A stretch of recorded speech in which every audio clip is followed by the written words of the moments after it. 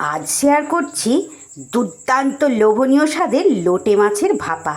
কি অবাক হচ্ছেন নাকি? সত্যি অবাক হওয়ার মতোই রেসিপি। নমস্কার বন্ধুরা, রূপা সিম্পল অ্যান্ড ডেলি লাইফে আবার একটা নতুন পর্বে সবাইকে স্বাগত। আজ লোটে মাছের একটি অনবদ্য রেসিপি নিয়ে হাজির হলাম। একঘেয়ে লোটে মাছের ঝুড়ো করে না খেয়ে একবার এভাবে ভাপা তৈরি করে খেয়ে দেখুন। যারা লোটে মাছ খেতে একেবারেই পছন্দ করেন না তাদেরকে একবার খাইয়ে দেখুন, এতটা লোভনীয় হয় দেখবেন তারাও রোজ রোজ খেতে চাইবেন। তাহলে চলুন শুরু করি। লোটে মাছকে খুব ভালো করে কেটে ধুয়ে পরিষ্কার করে নিয়েছি। এইবার এই মাছের মধ্যে এক টুকরো লেবুর রস খুব অল্প পরিমাণে নিয়েছি, যেহেতু মাছের পরিমাণ আমার খুব বেশি না। লেবুর রসটা চিপে দিয়ে দিলাম, আর তারই সাথে দিয়ে দিচ্ছি খুব অল্প পরিমাণ একটু নুন। লেবু আর নুনটা খুব ভালো করে মাখিয়ে অন্তত পক্ষে 10 থেকে 15 মিনিট রেখে দিতে হবে।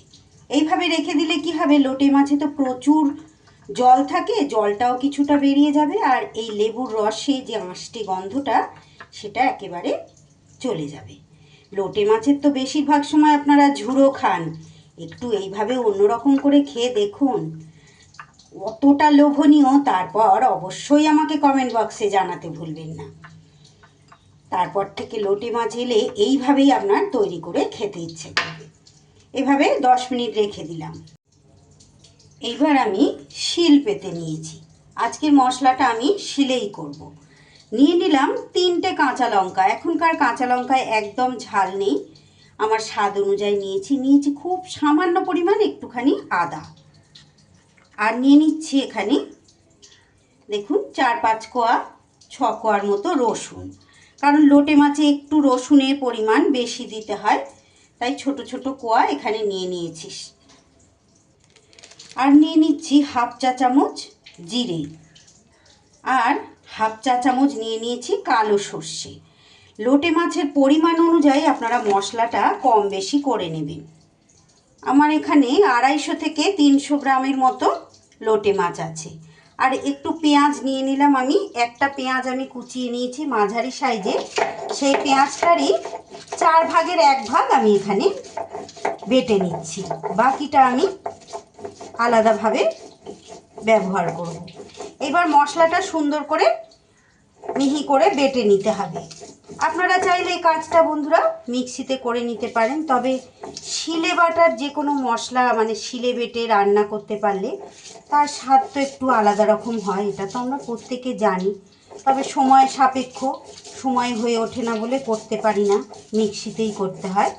আপনাদের হাতে যদি সময় থাকে এভাবে শিলে বাটবেন, না হলে মিক্সিতে বেটে নেবেন।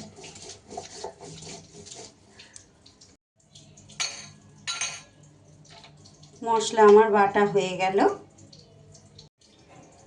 এইবার একটা টিফিন বক্স আমি এখানে নিয়ে নিয়েছি। টিফিন বক্সের মধ্যে সবার প্রথমে যে মশলাটা আমি পেস্ট করলাম সেটা নিয়ে নিলাম,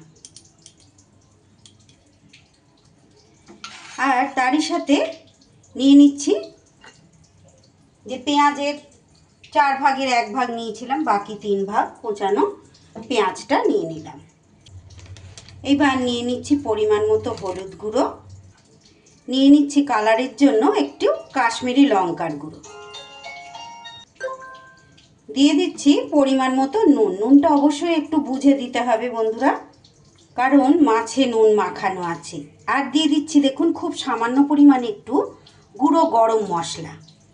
এই গুঁড়ো গরম মশলাটা দিলে যে মাছের লোটে মাছ আঁশটে গন্ধ ছাড়ে বলে অনেকেই তো খেতে চান না, একদম কোনো রকম গন্ধ ছাড়বে না।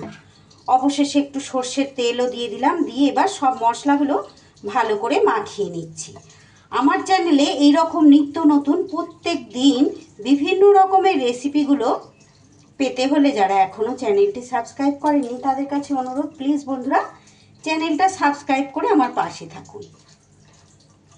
এইভাবে মেখে নিলাম।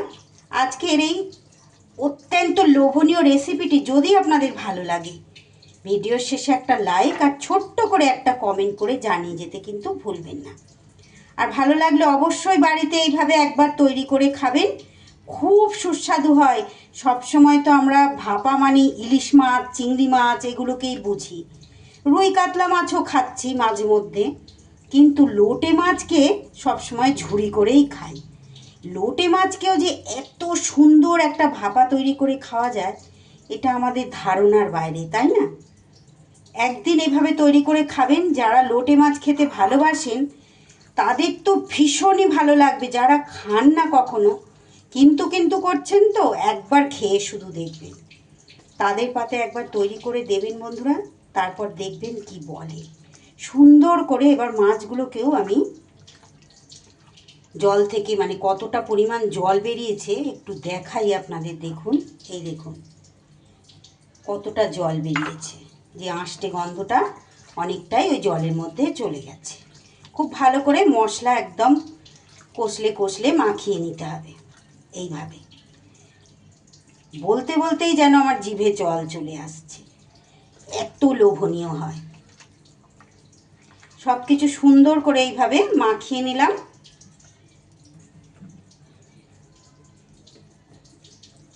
দেখুন এখনই কতটা সুন্দর হয়েছে।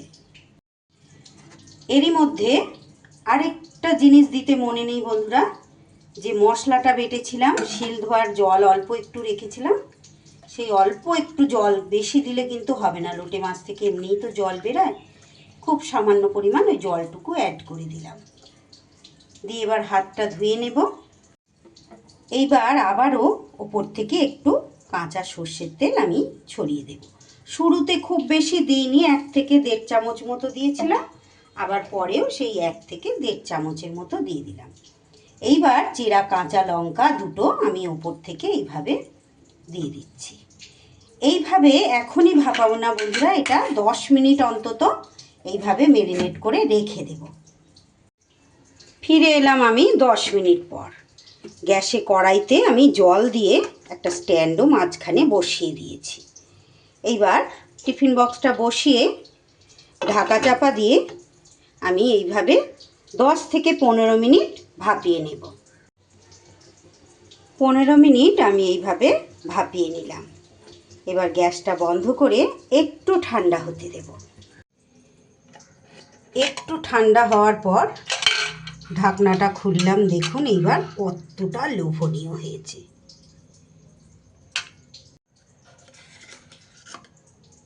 আর দুর্দান্ত স্বাদ, দেখে নিশ্চয়ই আপনারা বুঝতে পারছেন।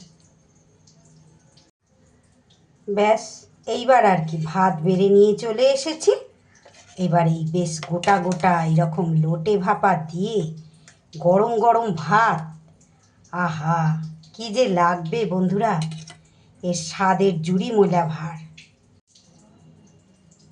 আর কিচ্ছু লাগবে না, শুধু এটা দিয়েই পুরো ভাত কিন্তু খাওয়া হয়ে যাবে। 1 থালা ভাত এটা দিয়েই খেয়ে নিতে পারবেন।